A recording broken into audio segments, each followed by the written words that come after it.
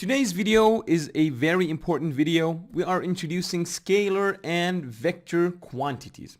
What is meant by scalar and vector quantity? Now, if somebody asked you, how many minutes do you study each day? If you answer him, for example, I study 2 hours, the person will fully understand your answer. In other words, answering with the amount of time was only enough. I used only the amount of time, which is 2 hours, and it was clear what the other person meant.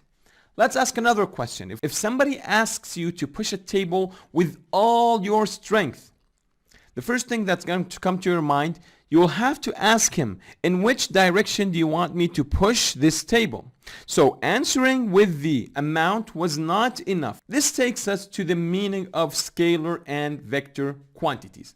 Now, when a physical quantity needs only the amount, and we're going to stop a little second here, and we are going to be using the word magnitude instead of amount. So we're not going to use the word amount again. We're going to use the word magnitude. Magnitude means the amount. So if I only need the magnitude to describe something, this is called a scalar quantity. It needs only the amount to describe something. And we will be showing some examples later on. Now, when a physical quantity needs a magnitude and a direction to describe it, so giving the magnitude will not be enough. You will always need to give a direction to. This is called a vector quantity. Some quick examples on scalars and vector quantities. For scalar quantities, time is a scalar quantity. You would only need to say, I study for 2 hours a day. My house is 15 minutes far away from school.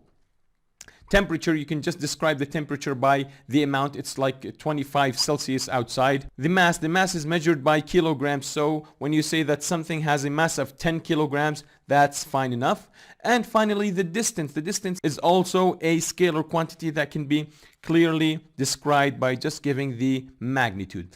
Examples on vector quantities is force. When you want to apply force on something, you would always have to mention in which direction is this force applied. Something else is called the velocity. Velocity is a measurement of the speed of something, but with giving the direction, and we will be talking details about the difference between velocity and speed. Well, velocity is a vector quantity.